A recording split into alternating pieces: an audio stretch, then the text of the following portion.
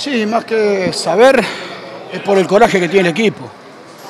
Creo que el equipo no se entregó nunca, siempre está con la intención de generar hacia adelante.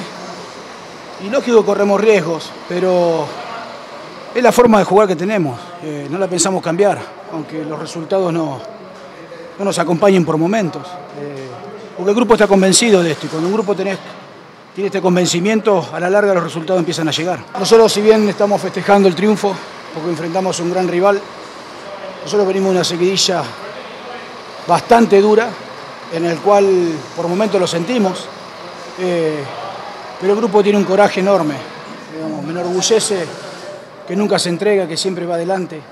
Y si bien dependemos de nosotros, sabemos que tenemos 3 finales por delante, en el cual no son fáciles. Mientras sigamos manteniendo esto que vimos hoy, cualquiera fuera el resultado es para aplaudir al grupo, porque la verdad, desde que llegamos nosotros estamos jugando cada 3 días.